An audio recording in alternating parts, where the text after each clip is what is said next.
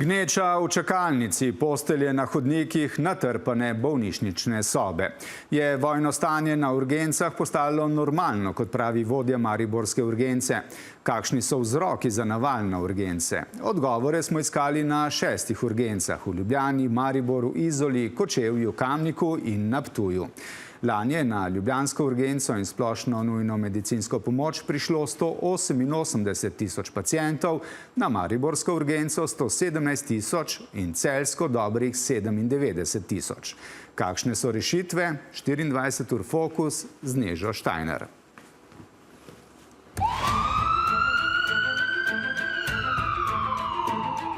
Gneča v čakalnici, postelje na hodnikih, natrpane bolnišnične sobe. Postaja 20-urno čakanje na zdravniško pomoč na urgenci nova realnost. To vojno stanje, ki je postalo normala. Je čakala na hodniku za sobo do naslednjega dne do 19. Pomanjkanje nujnega kadra. Pri nas urgentnega zdravnika nimamo. Različni interesi pri gradnji urgentnih centrov. Dosti ljudi je delalo s figo v žepu, lokalno in globalno. Gradnja 15 satelitskih urgentnih centrov, da bi razbremenili urgence. Zidovi ne rešujejo ničesar. Tukaj je treba imeti usposobljene ljudi.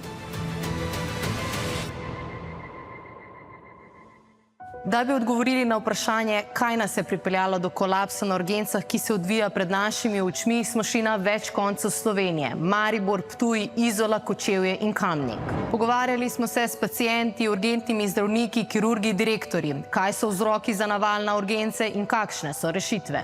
2 univerzitetna klinična centra, 2 urgenci. Mama je imela 20 dni drisko, je bila že čist bleda in že čist boga, ne? Prišla je na IPP ob 2 popoldne v četrtek in je čakala na hodniku za sobo, ker ni bilo sob, do naslednjega dne do 19. Pri nas pacienti ne ležijo in nikoli ne bodo ležali na hodnikih, pa če bo Drava tekla gor. To je pač nekaj, kar se ne sme dovoliti. 80 let stara mama Saša Adamiča ni bila sama na hodniku. Tam je bilo veliko starostnikov. Sicer je za oskrbo zadovoljna, dobila je infuzijo in naredili so ji preiskave. Hodniki so kar polni, ljudje so s težavami tam na hodnikih. Ko sem je prišel obiskat, je bilo še vsem tako, da so jemali kri na hodniku, pa se je bilo treba malo umakniti, da je šel nekdo s poslom. A to še zdaleč ni edina zgodba, ki glasno opozarja na stanje na ljubljanski urgenci. Spomnimo se klicev na pomoč pacientov in svojcev, ki so obupano čakali na obravnavo tudi več kot 20 ur. Trenutni pogoji za delo so že zdavnaj izven tega, kar bi rekli, da je dobra oskrba. Da razmere na mariborski urgenci niso tako katastrofalne kot v Ljubljani, zagotavlja predstojnik urgentnega centra dr. Gregor Prosen. Je pa res, da se tudi stanje pri nas z leti vztrajno zlagoma samo poslabšuje in enako kot v Ljubljani tudi naš UKC enostavno nima dovolj kapacitet kadra, da bi lahko pokril vse potrebe. Lani je skozi vrata mariborske urgence prišlo 117 tisoč pacientov. Število z vsakim letom narašča, obravnave pa vedno bolj kompleksne. Očitno vsi ti pacienti ne morejo biti kritično bolni in umirajoči, se drugače bi narod že zdavnaj izumrl. Zakaj pa so te številke? Zato smo pač edina točka, ki smo odprti 24 ur na dan. A zgolj gradnja in povečevanje kapacitet urgentnih centrov ni odgovor. Imamo 37 postelj, ki roko na srce bi za zares bolne, prizadete, poškodovane, umirajoče bili več kot dovolj. Pa lahko zgradimo tudi še 2 nadstropji, pa sem prepričan, da bomo tudi ti 2 nadstropji kmalu zapolnili. Na Ptuju urgenca, za razliko od ostalih, ne deluje že desetletje, ampak leto in pol. V prvem letu so sprejeli dobrih 39 tisoč pacientov oziroma 3300 mesečno. V letošnjem letu je naval pacientov na vratih urgence še večji, kar 10% več kot lani. V enoti za bolezni je bilo letos kar se poznalo ta obdobje vročinskih valov. To je vseeno dosti tudi ruralno okolje, kjer je veliko tudi poškodb pri delu. Ključna težava. Urgentnega zdravnika nimajo. Za razpise, za specialiste in specializante ni interesa. V urgentnem centru delamo zdravniki iz kirurškega in pa iz internega oddelka. Vedno, ko so nujne stvari, greš tam, kjer je bolj nujno. Urgentni center Izola. Edina turistična bolnišnica, kjer je urgenca preobremenjena v poletnem času, predvsem zaradi turistov. Lani je zdravniško pomoč poiskalo slabih 67 tisoč pacientov. Smo na vhodu urgentni center, tu imamo triažu, ki je prva vstopna točka, tako da zeleni pacijenti so tam odzunaj v čakalnici, rumeni pacijenti, ponavadi, pa oranžni, to je že višja stopnja prioritete, se pripeljejo direkt čez ta vhod. To je ambulantni vhod v urgentni center, najbolj življenjsko ogrožen, gre direkt v reanimacijo, ki je, kot vidimo, direkt povezana z vhodom v urgentni center. Saj poleti recimo poprečno čez dan na triaži se obravnava čez 200 pacijentov, recimo 220-230. Po zimi tako recimo 150-160 na dan. Poleti je dosti poškodb, predvsem recimo na plaži, odzuni, dosti prometnih nesreč, motoristov veliko. Specifika tudi je, da imamo utopljence v morju, pike morskih živali, pike žuželk. Zdravijo tudi pacijente iz Hrvaške, kar je bilo dogovorjeno med slovensko in hrvaško vlado. Za nujne primere je izolska urgenca edina možnost. Bolnišnica v Puli je namreč predaleč. Tudi urgentne službe severnega dela Hrvaške Istre pripeljejo k nam določene primere, torej politraumo, sumna možgansko kap, akutni koronarni sindrom oziroma sumna infarkt. Veliko pacijentov, ki pride na urgenco, ne potrebuje takojšnje pomoči. Pacijenti se zatečejo v urgentni center, ker ne pridejo do izbranega zdravnika. Absolutno čez palec, prav gotovo 2/3. Poglejmo, kakšen je naval pacijentov drugod po slovenskih urgentnih centrih. V Celju lani dobrih 97 tisoč pacijentov. Slabe 3% pacijentov je potrebovalo urgentno zdravljenje. Novo mesto dobrih 74 tisoč, Izola slabih 67 tisoč, Nova Gorica dobrih 47 tisoč, Murska Sobota 43 tisoč, Jesenice dobrih 42 tisoč, Brežice 30 tisoč, Slovenj Gradec 29 tisoč in Trbovlje 13 tisoč. Za urgentne centre v tem času, ko so bili ustanovljeni, ni bilo narejeno skoraj da nič, odnos je bil pa vedno absolutno mačehovski. 10 urgentnih centrov je bilo zgrajenih v letih 2014 in 2016. Prvega je dobila brežiška bolnišnica, zadnjega so zgradili v Izoli. Gradnjo so financirali ministrstvo in bolnišnice v višini dobrih 76 milijonov.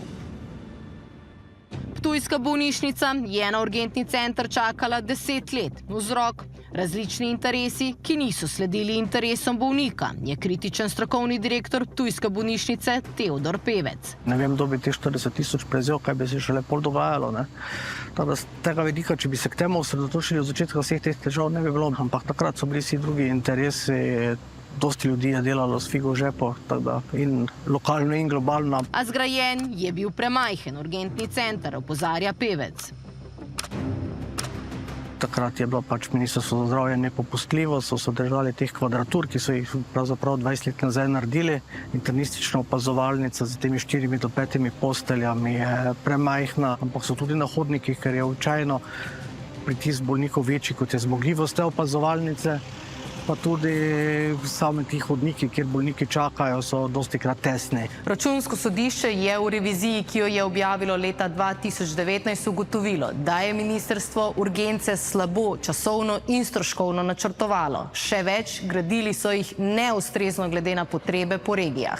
Ko se je pojavila možnost, da se ta denar, ta sredstva pridobijo, in je bila prioriteta predvsem, da tega denarja ne zapravimo.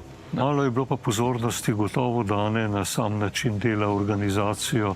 Tomaž Gantar je bil zdravstveni minister v letih 2012 in 2013, v času hude finančne krize, ko so pod časovnim pritiskom želeli črpati 35 milijonov evropskega denarja, pravi. To funkcijo je ponovno prevzel v času covida. Ko je seveda denarja začelo zmanjkovati, so morali ponovno projekte spremeniti in smo v bistvu res za las lovili roke. Ključni problem. Zgradili smo urgentne centre, zanje plačali 76 milijonov, kadrovsko pa jih nismo zapolnili. V Mariboru je sicer zaposlenih več specialistov urgentne medicine kot v vseh ostalih urgentnih centrih skupaj, vključno z Ljubljano. 10 let kasneje, 2 obdobji specializacije, ko bi morali imeti 2 generaciji novih specialistov, jih nimamo ali pa so zaposleni na primarnem nivoju na periferiji. Ljubljansko urgenco po fazah gradijo že 18 let. Temeljni kamen so postavili leta 2007. Zdaj dokončujejo urgentni kirurški blok, predvidoma bo prenovljen v drugi polovici leta 2026.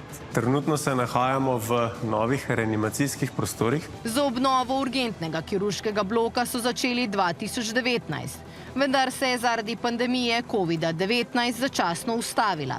Pojasnjuje travmatolog Uroš Tominc, vodja urgentnega kirurškega bloka. Čaka nas še bolj zahtevna tretjina zaradi zapiranja operacijskih dvoran.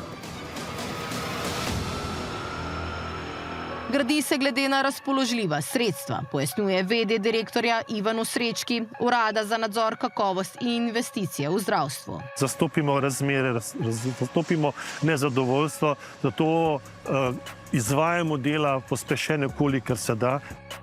Letno na ljubljanski urgenci obravnavajo preko 126 tisoč pacientov. Približno polovica jih išče pot do hitrega mnenja specialista. Del urgence je splošna nujna medicinska pomoč zdravstvenega doma Ljubljana. Lani so pregledali 62 tisoč pacientov. Skupno torej dobrih 188 tisoč pacientov. A tukaj niso všteti še pacienti v urgentnih ambulantah. Tukaj nimamo pediatrične urgence, nimamo nevrološke urgence, nimamo drugih, okulistike. Z vidika kadra in pa, diagnostičnih in ostalih raziskav je smotrno take stvari kopičiti na enem mestu. Ampak seveda, za kaj tacga je ta urgenca vsaj 50 ali pa vsaj 100% premehna. Močno obremenjene urgentne centre naj bi razbremenili satelitski urgentni centri. Zgrajenih jih bo 15. Prav zdaj pregledujejo vloge. Zanje bo ministrstvo plačalo 25 milijonov. Če pogledamo to, kot se trenutno dogaja v kliničnem centru Ljubljana, vsi te pritiski, mislimo, da je smiselno, da se razprši in s tem nekako omogoči lažji dostop ljudem. Evo, ne, greva.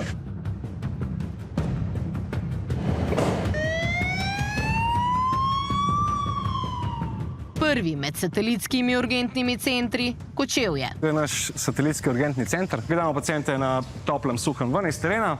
Tisti najbolj ogroženi grejo direktno tukaj v reanimacijo. Vse aparature, reanimacijske vozičke. Imamo 2 kirurgiji, ena za svežo oskrbo, ena je septična za preveze in tako naprej. Tukaj imamo opazovalnico za 3 paciente, tukaj imamo monitorje pod nadzorom. Zasteklitev je v bistvu vsa neprobojna. Zakaj pa? Zato, ker imamo jasno veliko težav z strelnim orožjem. Pokrivajo največje območje v Sloveniji, pravi vodja Primož Velikonja, ki je v centru razmišljal že leta 2016. Iz Ljubljane jih prek dispečerskega sistema aktivirajo za nujne primere. Včasih smo bili mi brez reševalnega vozila 5 do 7 ur. Zdaj imamo pa 2 vozili. Torej tudi 2 urgentni ekipi, povedano drugače. 7 ljudi skrbi za nujno pomoč vsak dan v letu. Sicer je zaposlenih 34. Če imaš ti popolno ekipo, se lahko večina urgentnih situacij reši tukaj v satelitskem urgentnem centru. Ker so satelitski urgentni center postavili sami s pomočjo občine Kočevje, evropskih sredstev in zdravstvenega doma Kočevje, jim bo zdaj ministrstvo, ker tudi Kočevje sodi v strategijo državnih satelitskih centrov, povrnilo nekaj več kot 1,5 milijona. S Spomnimo se, poskusi reorganizacije nujne medicinske pomoči segajo že v leto 2015. Vedno znova smo videli ostre kritike, na ukopih pa lokalna skupnost. Iz strahu, da bodo ostali brez nujne pomoči, so lani protestirali v Kamniku in Metliki. Odrinjeni, pozabljeni smo v tem koncu. Žalostno. Si vlada ne predstavlja, kam morajo iti rešilci, reševalci, reševati ljudi. V Metliki so od julija brez nočnega urgentnega zdravnika. Za nujne primere skrbi enota nujnega reševalnega vozila. Želijo si, da kljub trenutni kadrovski stiski nujno pomoč ohranijo v enakem obsegu. V Kamniku jih z razlogom še vedno skrbi, da bodo ostali brez urgentne pomoči, saj je bila ukinitev večkrat omenjena. Satelitski center bodo dobili v Domžalah. Ministri se menjajo in vedno nas seveda skrbijo po vsaki menjavi in vedno se moramo nekako dogovarjati, da ne rečem pogajati, da bi ta naša nujna medicinska pomoč za zdravnikom ostala. Seveda posebnega zaupanja pa ne gojimo, Ministrstva za zdravje. Zidovi ne rešujejo ničesar. Tukaj je treba imeti usposobljene ljudi. Odkje bojo te kadri prišli, nisem nikjer videl nobenega plana. Seveda ne skrbi, da jih bojo probali zapleniti pač nekim lokalnim urgencam, ki bi potem zginile iz obličja zemlje. Drobljenje nujne pomoči je korak v napačno smer, meni Prosen. 10 let kasneje imamo enako mrežo dežurnih služb, ki samo drobijo kader in roko na srce. To ni mreža nujne medicinske pomoči, to je politično všečna mreža. Jaz sem strašno skeptičen, da bo to imelo kakšen bistven vpliv na obiske teh velikih urgentnih centrov ali klinični center. Imam občutek, da je to en tak projekt, ki bo veliko stal, pa zelo malo prinesel. Zdravstvo v Sloveniji že vsaj desetletje deluje pod pritiskom. Kljub nenehnim opozorilom se stanje samo še poslabšuje. Težko mi je bilo videti mamo, čeprav je pogumna in je imela veliko volje, da to preživi. Težko mi je bilo videti na hodniku. Ministri se v povprečju menjajo na manj kot 2 leti. Zvrstilo se jih je že 16. Zakaj se kljub jasnim problemom ne zgodi premik?